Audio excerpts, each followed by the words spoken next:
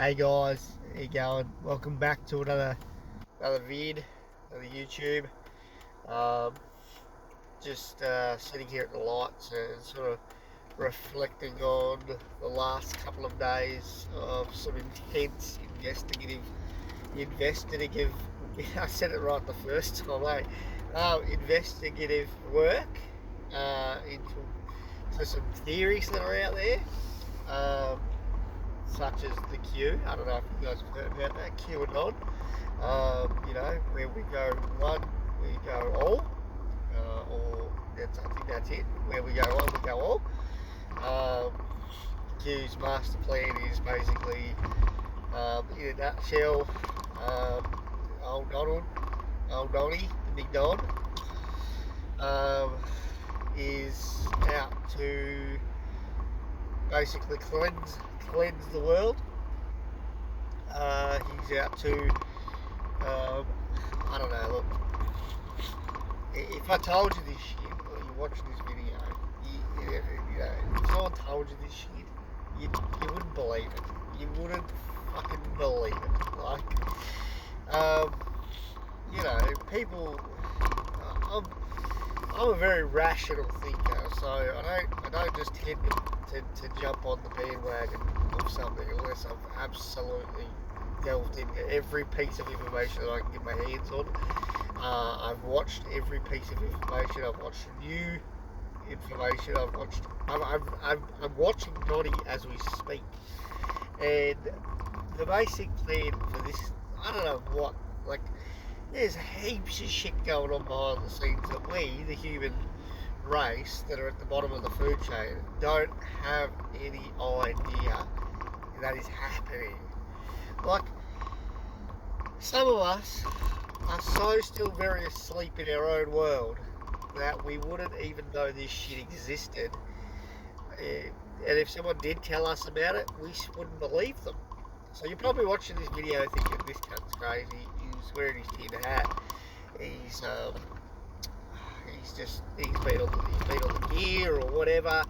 First of all, I'm clean, I don't do that shit. I own and run a fitness business. My whole business is about being mentally fit and strong through physical exercise and eating a balanced diet, okay? So I don't do that sort of stuff, like the other kid. But when I first started watching this shit, I was just like, are you for real? Like, I was like, are there really people out there that think this far into shit? Like, we all tend to read into stuff, like, men, we do it all the time with the misso. Like, she'll say something and then we'll read into it and think, oh, fuck it, and then we'll spin up because we've read into it. But, it's same with women, your partner will say something to you and you'll read into it and you'll think he's cheating on you and he's probably fucking not. He's probably going out with the lads, he's probably said something out of context and you've taken it way further out of context. So, but let's try and stay on the point here. I'm utterly in disbelief of the information that's been received in my brain. The last couple of days, the last couple of weeks has been unreal. Like, it's like a bit of divine intervention, isn't it, for me, really? If you've been around me, you've heard me speak, if you're one of my close friends, you'll have heard me talk about it, and you've probably thought I'm crazy. He's on the gear. But I don't even want to say it because I don't want to seem like I'm a loony, but there is this, and you know what, I'm going to say it because everything I've watched, it makes fucking sense. It makes sense. Like I said, I'm a rational thinker, and I'll go to town and I'll research and read and look at things and take a photo and make sure it looks like that. Now, before I delve into this, alright, I want to put something into context for you because this will, it'll make some sense to you. Tom Hanks was apparently over here getting ready to, I don't know, film or some shit, his new Baz Luhrmann movie about Elvis. Right? I don't know if you read about that. That would have been in TMZ or it would have been in Entertainment Tonight or whatever it would have been in. He came over to Australia to film that, get ready, caught the coronavirus, got held up in a hotel, in a hospital, and then um, all of a sudden no one hears from him, you know. But they're telling us he's back in Cali, but they used the same photos that they took of him from Australia. There's also photos of him with federal agents, and you can even see the badge. The badge is on this side, I'm pretty sure. Yep, this side. You can see it. It's clear as day. It's the two wings, and it's the federal agent badge. If you don't know what they are, Google them. All right. The certain badges, because America have certain eagles. I'm pretty sure they are for each division of the forces and the feds and that. So he's sorry, I'm still just blown out by it. So the Q, if you haven't caught onto it, and like I said, I haven't fully grasped.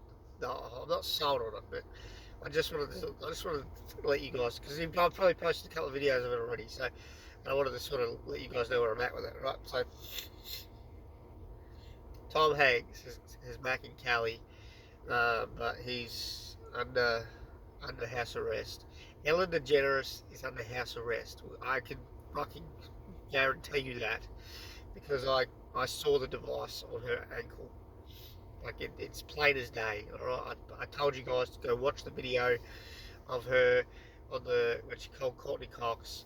Okay, please, if you don't believe me, it's fine. That's cool. But I saw what I saw, and it sticks out like dog's nuts. Okay, it's right there. It's in everything. So the thing is, these really high, like, let's go back to Tom Hanks for a second.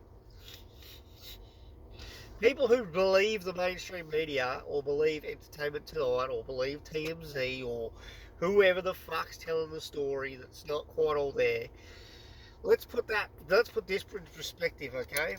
If Tom Hanks, because he's a fucking millionaire, why would Tom Hanks be still wearing the same clothes from fucking March the 13th? Why would he be still wearing the same clothes on the 27th of March? 2 weeks later. That doesn't make sense. He's a millionaire. He can afford. He was wearing the same raggy ass clothes 14 days later. I don't think so. It's pretty obvious he used the same photos in both articles to say he was coming to Australia and, oh, wait there, he's home. And then he's being escorted by federal agents. Why is he being escorted by federal agents? We're going to get to that in a minute. Why is he being escorted? Why is Ellen DeGeneres on house arrest? Why? Why are these people that we trust? Why are these people that have built our trust and numbed us down with their comedy and their laughter and their routines? How are these people built so much trust with us 90%ers? Okay, I'm going to go 90%ers, because there's 1% in the world who are totally, utterly fucking rich and they're in control. Right? That's true. That is legitimately true. All right. There is 1% in the world that are ridiculously rich, that have more money than they ever need, and then there's the rest of the world. So we'll go to 99%. So they've done down the 99% of us, and we don't think outside the box. This shit's been going on forever. Kids don't just go missing. When I started thinking about this and started researching about this, I started thinking about stuff that was one was really close to home, and one that really sort of stands out like an absolute ballbagger. Like, I'm going to tell you two names, okay? William Tyrrell and Madeleine McCann. Madeleine McCann doesn't just fall off the face of the planet.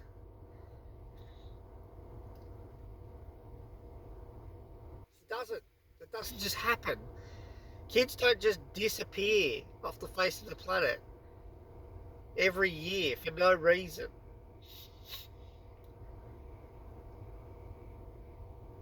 And I'm telling you now, some scummy little pedophile sitting in his house can't get away with that. This is too sophisticated. Way too sophisticated for some scummy little pedophile that sits in the corner of his fucking lounge room and jerks off. That's too sophisticated. These people have to be measured people. These guys have to be methodical.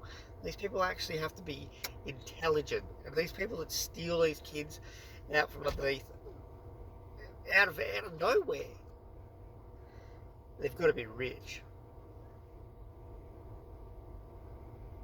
What if that 1% was always the way it was, because that was the way they designed it from the very start? Long before you and I were here, long before Nat and Pop were here, long before them. What if it began right back in like the 18th or not, in the 19th, the start of the 19th century? We'll go that far back, because so far it's as far back as I've gone to look into it. But these people, and this is where I'm going to get to the point, right? It really sucks for me to say it, because even when I say it, I don't want to believe it. I mean, I don't want to, but I do, because the puzzle fits the pieces. You know, when you get a puzzle and you try and jam it in and it doesn't fit? This isn't one of those moments for me. This is one of these moments where, hang on a minute, this puzzle fits. I can put that piece there. The puzzle's coming together.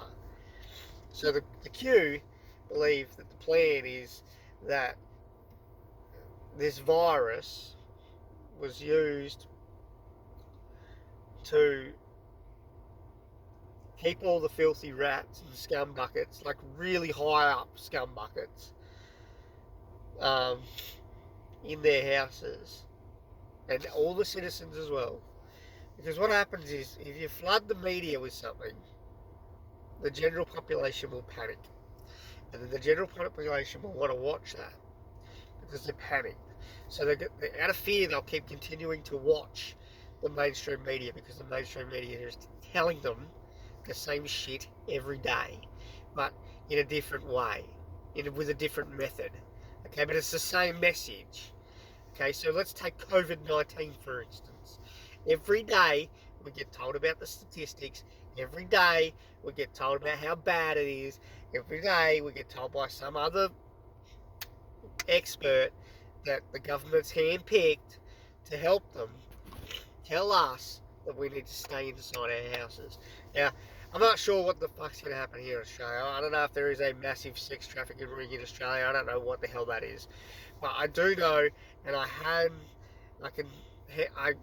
almost there.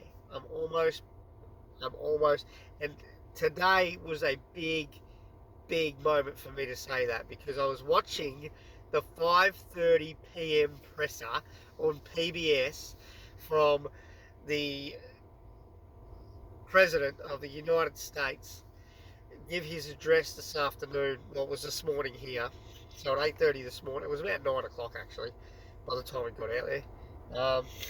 He likes to drag it out, doesn't he?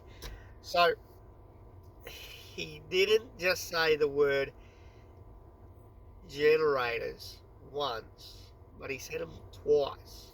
Now, I've read things where he said stuff, where he's wrote stuff that probably looked a bit weird.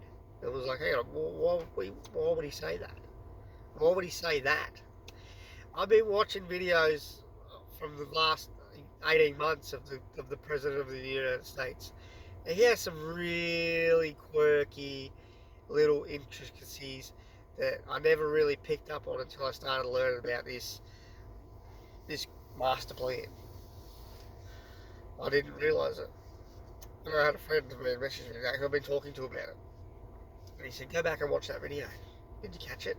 I'm like, no, I probably didn't catch it. So I went back and he said, it's about at this point of the video, it's at this point. So watch from this point onwards. And I said, alright. So I watched this point onwards. And he fucking did it. He did what my friend said he did in the message. And I watched it happen. I watched it happen. And then straight after that, he did another little weird thing with his hands. So he did two things with his hands that were very, very weird. That were very out of this kind of world sort of thing. Like he's letting his followers know that shit's getting done. Now I'm an Australian, so I'm not really a follower. Like I never really liked Donald Trump, but after learning about more of this plan and about these codes and about these mistakes that he makes and about what they actually mean, I'm starting to like the guy. I'm starting to like his cause. Because the first thing he wanted to do when he became president was minimise child trafficking, human trafficking. He said human trafficking. Okay, he wanted to eliminate it. Everybody thought he was building a wall across the border because he's a racist cunt. He's actually not a racist cunt. He's not. He's not racist.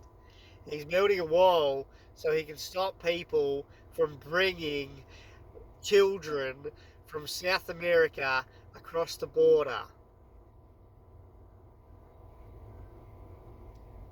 It's pretty obvious.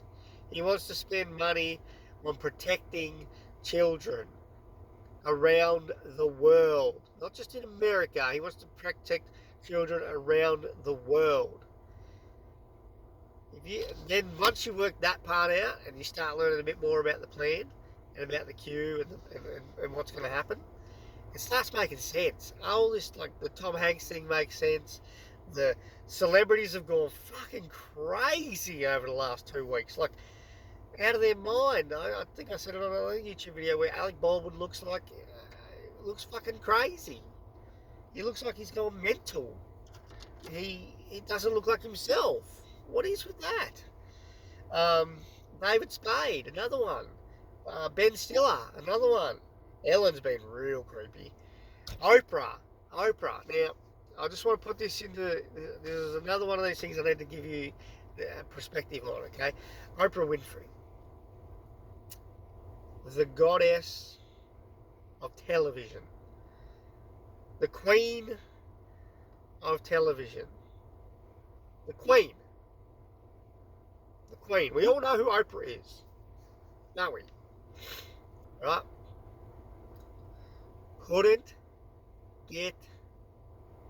Couldn't find an open flower shop the other day to send her friend, who turned 86, some flowers. Now, I'm sorry, but I don't give a fuck who you are. Any other day of the week, I would believe that. If you anybody else on the planet, I would say, okay, that's all right. Maybe that's a just comment. But you're Oprah Winfrey. You're Oprah. You can make anything happen. You can flash your cash and be like, you're Oprah. I'm pretty sure if you rang a florist and said, hey, I need to get these flowers sent to my mate. So which leads me to believe they're starting to change their codes. So you Q followers, if you Q followers are out there, they're changing the code. They're changing the code word from it's flowers. The other day, it was puzzles. They couldn't get the puzzles together. They had to make sure the puzzles had to be sterilised. Who the hell does a video and puts puzzle pieces in a boiling pot and says, you got to make sure your puzzle's sterilised? It's not a puzzle. Well, it is a puzzle, but I'm going to let you build up on what I've said, and I'm going to let you work it out. Because at the end of the day, it's on you to make that decision. It's on you to broaden your horizon, to broaden your mind and your state of mind, so that you can see what it is that we see. I'm going to go for a bike ride. Tasmania is in lockdown, and I am ready to rock and roll.